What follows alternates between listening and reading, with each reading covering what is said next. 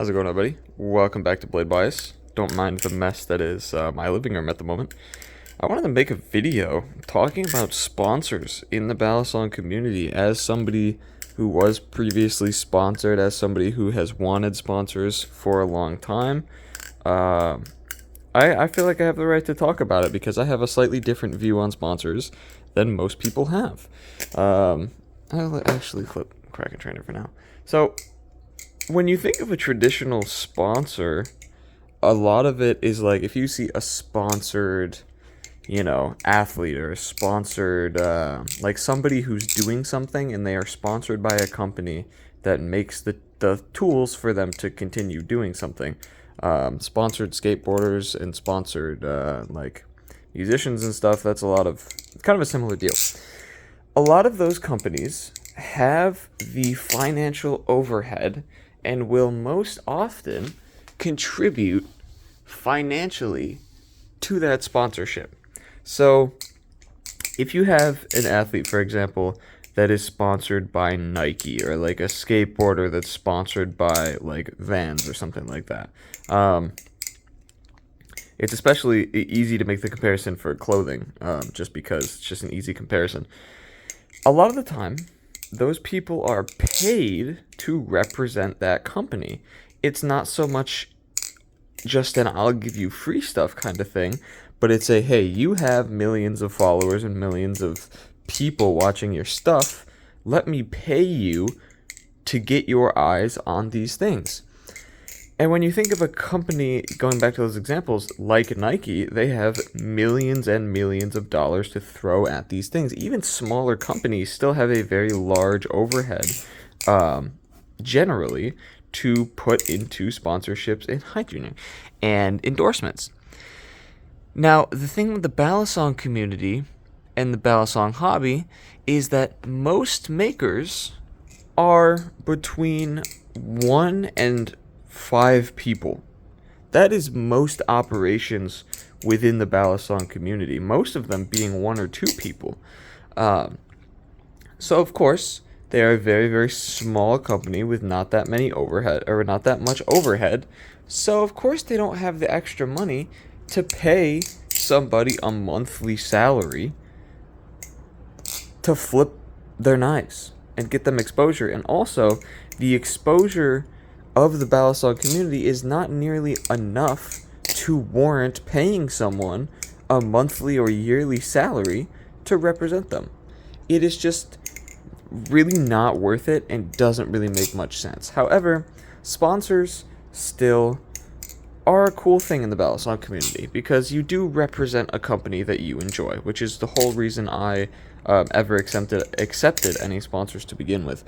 But the thing is, with sponsors, is that in the balisong community, there's no money being exchanged for the most part. I've heard of maybe 1 or 2 instances where there was a little bit of money going back and forth, but in general, there's no money exchanged. It is exposure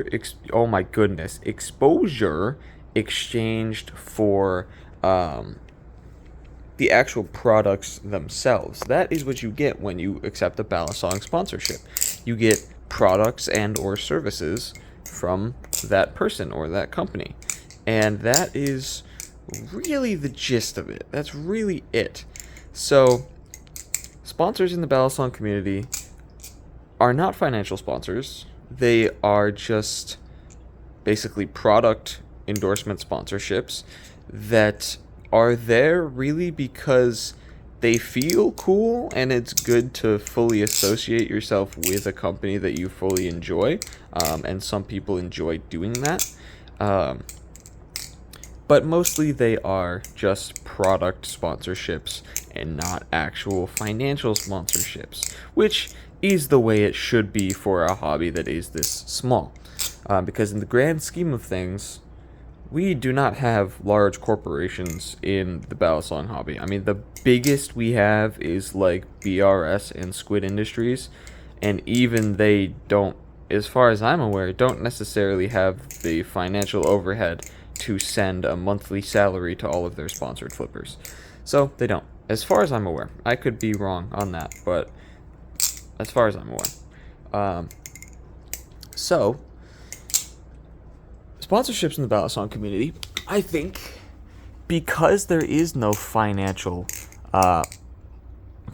because there is no financial thing there, sponsorships are very easy to give out. They are very easy to just say, hey, I'm sponsored by this company because they sent me a knife for free. And I think that's kind of the wrong way to go about it, because that's how you end up with like a sponsor list of like 6 different people who the only sponsorship you have with them is that they sent you a trainer or 2 for free. And Junior, your ass is on the camera. Why are you like this? And I don't necessarily think that is the correct way sponsorship should work, because if you think of a sponsorship, here's the general breakdown. Like I said earlier, in the balisong community especially, it is trading product for exposure on said product. If you either have a bad product that the person doesn't want to flip, or you have little exposure, so they're basically providing you with free stuff with nothing in return, the sponsorship is not worth doing. At that point, just send them the knife and just let them have it. Like, it doesn't need to be a sponsorship. You don't need to plaster it all over your bio. A good sponsorship should be one between people who actually enjoy working with each other and have a long-lasting relationship. Like the 2 sponsors I had for a while were Johnny and Tay. And I was offered a 3rd sponsorship by LDY, which was actually technically the first one. But you'll notice I really never had that in, like, I was never quote-unquote sponsored by LDY. Because they weren't really, like, involved, you know? They weren't really, like, my good buddies that just happen to also make good knives. So really it was more a relationship of they sent me a few things to make reviews on. And that's about it. And to me, that's not a full sponsorship. That's just a product endorsement that they sent out to me. Now, full sponsorship is a little bit more closely involved, involved in upcoming products, involved in the promotion of those products, involved in a lot of things. And that is kind of closer to what I see as a good sponsorship, on top of just being really close with the people who are doing it. Like, Tay's a great example. Me and Tay are just good friends at this point, and it's not even like he just shows me like balisong stuff. We just kind of talk about random shit sometimes and just became friends, especially after Blade Show. We're all just kind of homies now. So it's less of just I'm gonna send you free things and more of we're friends who one happens to make content and one happens to make products. So it kind of makes sense, and also I genuinely enjoy the products, and also Junior is a little guy. But that's another thing. Genuinely enjoying the products. You can't really have 7 different favorite knife makers of all time. It's really not that way. That's kind of not how it is. And anyone who has like 6 different sponsors, I generally say that their sponsors are not true, real sponsors, because representing that many competitors with each other is just not really how sponsorships are supposed to work. And that's not to say that you can't flip other things. I was sponsored by Tay, but I would flip other things. It's not like I'm locked into flipping only the calico. And look at all the squid sponsors. They also will sometimes flip other things. Like, you are not locked in. There are very, very few sponsors that try to lock you into flipping certain things. Look at almost any sponsored flipper, and they're not locked in. I forgot his name. Known Lyrics. I forgot his actual name. Last year, I believe, competed in Belly Comp with a Kraken, although he was sponsored by BRS. Like, you are not locked down. But I don't even know where I was going with that point. To be honest with you, I kind of forgot halfway through. I lost my train of thought, not gonna lie. But yeah, sponsorships. Oh, having more than one sponsorship, right? It's when you endorse yourself with a company, right? you should be fully committing to that relationship.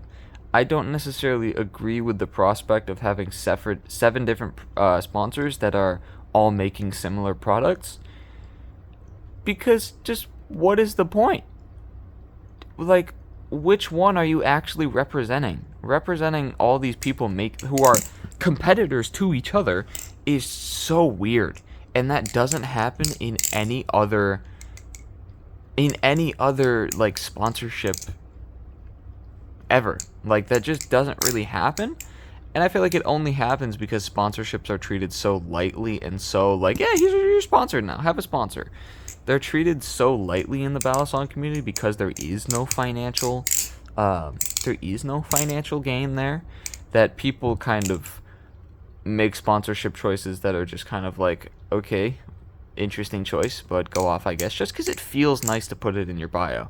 And I'm not gonna lie, I completely understand that, and that's kind of somewhat what happened on my end, because the people I was sponsored by are people I was going to work with regardless.